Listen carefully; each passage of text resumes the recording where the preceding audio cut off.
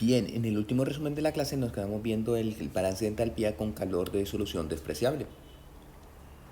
Entonces, cuando el calor de disolución, eso quiere decir que cuando se va concentrando la disolución, esta por pura concentración libera o absorbe calor. Ese es cuando tenemos que considerar el calor de disolución. Pero si este calor de disolución es despreciable, podemos emplear los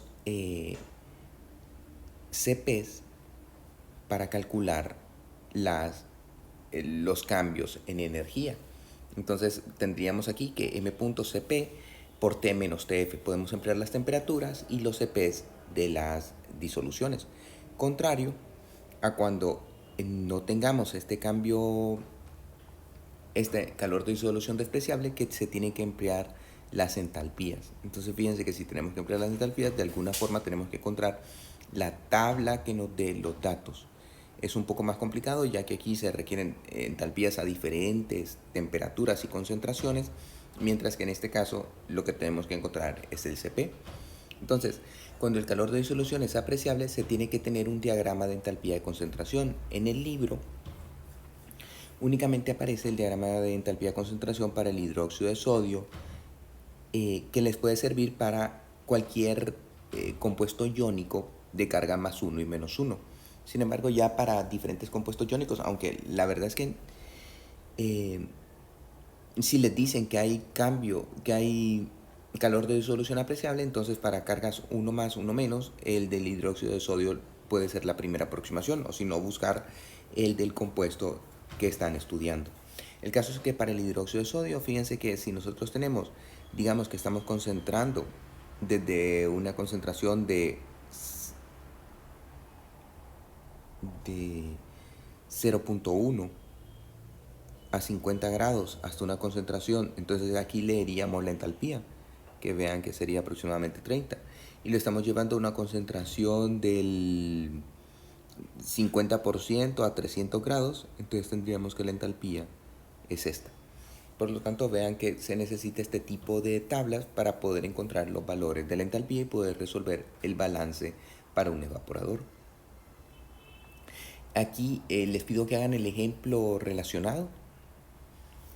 Ahora vamos a estudiar los evaporadores de múltiple efecto. En un evaporador de múltiple efecto, lo que estamos empleando, fíjense que aquí está el vapor de calentamiento, entra en este evaporador y una vez que intercambia calor con la alimentación va a liberar un vapor. Entonces es este vapor liberado por la alimentación el que se pasa al segundo evaporador.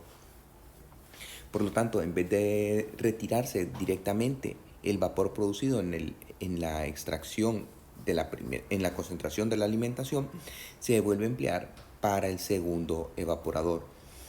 A este vapor de calentamiento, fíjense que está entrando aquí, se le conoce como vapor vivo. Mientras que noten que al evaporador 2 se le entra el vapor proveniente del primer evaporador. Entonces, siempre según el orden de los evaporadores es que nosotros contamos los efectos. Al que le entra el vapor vivo es el número 1. Al que le entra el vapor del número 1 es el número 2 y así sucesivamente. No se considera según la alimentación, sino se considera a través de los vapores. En este evaporador, fíjense que tenemos que el vapor va en esta dirección y la alimentación también va en la misma dirección. Ya vamos a ver que esos tienen importancia en cómo se define lo que es la alimentación de un evaporador. Primero, antes de ver eso, vamos a ver lo que es la capacidad y la economía de un evaporador. Entonces, de múltiple efecto. Fíjense que si nosotros tenemos el primer efecto, el balance es exactamente igual, o sea, la capacidad es exactamente igual que cuando lo tuviéramos separado. No es que aquí tenemos que emplear otra ecuación ni nada, sino que Q va a ser igual al área, el coeficiente global por el delta T1. Para el segundo efecto, igual área, coeficiente global de este evaporador, delta T2.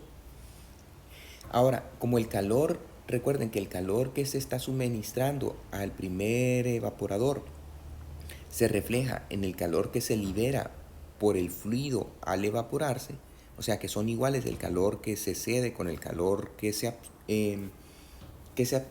absorbe, entonces vamos a tener que el calor 1 es igual al calor 2. Por lo tanto, podemos hacer esta igualación que A1 U1 delta T1 es igual a 2 U2 delta T2. Lo podemos llevar a todos los evaporadores y tendríamos que el área por el coeficiente global por el delta T de cada uno de los evaporadores va a ser igual a las áreas coeficientes globales y delta T de los otros evaporadores. Generalmente en un diseño de evaporadores se hace que el área sea igual. Entonces tendríamos que el área para cada uno de los evaporadores es igual y vamos a tener que U1 delta T1 va a ser igual a U2 delta T2 igual a U3 delta T3 y que esto va a ser igual a Q sobre área. ¿Qué nos indica esto? Que existe una relación inversamente proporcional entre el coeficiente global y el delta T. Si nosotros tenemos un coeficiente global muy elevado, el delta T va a disminuir. Si tenemos un coeficiente global bajo, el delta T será el mayor. Con eso nosotros podemos determinar las temperaturas que se dan en cada uno de los evaporadores mediante esta ecuación, que es similar a la de las temperaturas de pared que empleamos con respecto al coeficiente global. Aquí lo que tendríamos es que el delta T1, el cambio de temperatura en un evaporador, es igual a 1 sobre U1, el coeficiente global de este evaporador, sobre 1 sobre U total. Entonces, para el U total sería la sumatoria de los inversos del U1, U2 y U3. Y aquí multiplicado por el delta T. Este es parte del ejemplo 15.3 que les pido que lo analicen. En cuanto a los métodos de alimentación, nosotros podemos tener una alimentación directa en donde, fíjense que la alimentación va en el mismo sentido que el vapor. Aquí la alimentación entra, vean que luego va en esta dirección, luego entra el evaporador 3 y finalmente el evaporador 4. En cuanto al vapor, este es nuestro vapor vivo que luego pasa al segundo evaporador, por eso este es el primer efecto, luego de aquí pasa al segundo efecto, al tercero y al cuarto. Entonces, si la alimentación y el vapor van en el mismo sentido, se le llama evaporación directa. Mientras que en este caso van en sentido contrario. Noten que aquí entra el vapor de calentamiento y luego pasa al segundo y al tercero y al cuarto, mientras que la alimentación está entrando al cuarto evaporador y luego pasa al tercero, al segundo y al primero. Este se conoce como evaporación inversa. ¿Cuáles son las posibles ventajas y desventajas? Fíjense que aquí la gran ventaja es que cuando pasamos de la alimentación del 1 al 2, vamos de mayor presión a menor presión. Recuerden que siempre tenemos que tener que el primer efecto es el que tiene la mayor presión y el último efecto el que tiene la menor presión. Entonces, salir de mayor presión a menor presión, no necesitamos una bomba para pasar del primer evaporador al segundo, del segundo al tercero y así sucesivamente. Nos ahorramos todo ese costo de bombeo. Únicamente tendríamos que alimentarlo con una bomba y luego extraerlo con otra bomba. Mientras que en la alimentación inversa, el mayor problema sería que, fíjense que las concentraciones van a ir aumentando y tendríamos que la disolución más concentrada es la del evaporador 4, que al mismo tiempo es la que tiene la menor temperatura de ebullición. Entonces, al tener la menor temperatura de ebullición, eso nos afectaría en el delta T, que es lo que impulsa la transferencia de calor. En la alimentación inversa, el principal problema es que vamos en contra de las presiones, entonces necesitamos bombeo entre cada uno de los evaporadores. La ventaja es que la evaporación más diluida, que es la de la alimentación, se da en el evaporador con el menor temperatura de ebullición, mientras que la más concentrada se está dando cuando tenemos la mayor temperatura de alimentación, la mayor temperatura del vapor. También podemos como intentar unir las ventajas y desventajas del evaporador directo con el inverso en un evaporador mixto. En este caso, bueno, los evaporadores siempre van 1, 2, 3, 4. Alimentamos en el 3, que fíjense que ya tiene una temperatura más baja, pero no es la más baja. Luego dejamos que vaya directo hacia el 4, que sin necesidad de bombeo. Y luego pasamos la alimentación del 4 al 2. Entonces ahí lo hacemos inverso. Y luego del 2 al 1. Siempre intentando ahorrarnos algo de bombeo y tener que la máxima concentración tenga la máxima temperatura también posible. Recuerden que en la máxima concentración es también donde se va a dar la mayor elevación del punto de ebullición, que esa elevación del punto de ebullición es algo que nos disminuye la capacidad del evaporador, ya que el delta T, que es uno de los factores que determinan la capacidad del evaporador, va a haber disminuido debido a esta elevación en el punto de ebullición. También podemos hacer esta, que es una alimentación paralela, en donde a cada evaporador, fíjense que le está entrando la alimentación. Entonces tendríamos que lo que estamos reutilizando es el vapor, pero la alimentación solo se concentra en un solo evaporador. Vamos a estudiar ahora la capacidad de la economía de los evaporadores de múltiple efecto. Ya hemos visto que la capacidad de cada uno, digamos que tenemos 3 efectos, la capacidad va a ser el calor, que va a ser igual al coeficiente global, el área, el delta T1, la capacidad del segundo evaporador y la capacidad del tercer evaporador. Ahora, la capacidad total sería Q1 más Q2 más Q3, que sería igual al coeficiente global por el área 1, delta T1, del primero, del segundo y del tercero. Podemos considerar aquí que el área es la misma para cada uno de los evaporadores y que sacamos un coeficiente global medio para todos los evaporadores. Entonces tenemos UA, ok, el coeficiente es el mismo en cada uno de los evaporadores. Y tendríamos entonces UA por delta T1 por delta T1 más delta T2 más delta T3, que sería igual a UA delta T. O sea que al sumar a estos delta T, vean que lo que me daría es un delta T, que es exactamente la misma ecuación para un solo evaporador. O sea que si nosotros trabajáramos entre los mismos rangos de temperatura en un solo evaporador, tendríamos la misma capacidad que si lo repartimos el delta T entre 3 evaporadores. Recuerden aquí, el calor total de un solo evaporador va a ser igual a UA delta T. Por lo tanto, la capacidad más bien tendería a disminuirse, porque recuerden que en un solo evaporador solo tendríamos una elevación en el punto de ebullición, mientras que en varios evaporadores, cada evaporador tendría una elevación en el punto de ebullición. Ahora, claro, aquí recuerden que lo que les decía, que el coeficiente era igual en todos. Eso es mentira, porque recuerden que en el evaporador más, o sea, si tenemos un solo evaporador, este va a llevar, digamos, de una disolución desde el 5% hasta el 50%, se va a tener que enfrentar a concentraciones muy elevadas. Y entonces las concentraciones muy elevadas nos lo vuelven muy viscosa la alimentación y tendríamos una disminución en el coeficiente global. Mientras que aquí, digamos que vamos en una alimentación directa, el coeficiente del primer evaporador sería con una disolución diluida, poco viscosa y un coeficiente por lo tanto elevado. Y únicamente en el tercer evaporador es que tendríamos que el coeficiente, debido a que la disolución ya está muy viscosa, sería más pequeño.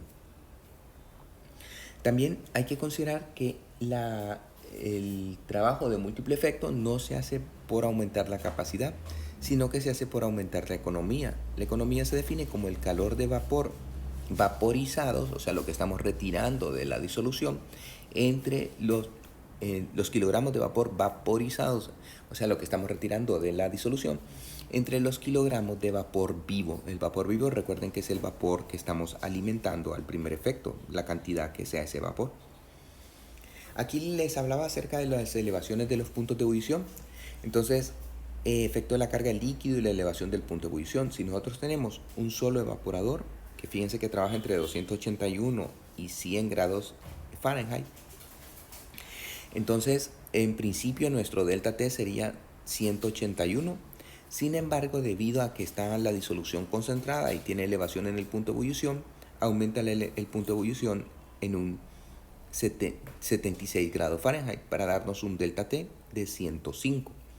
Si nosotros repartimos en 2 evaporadores, entonces recuerden que el segundo evaporador nos va a llevar a la misma concentración, por lo tanto tiene la misma elevación en el punto de ebullición.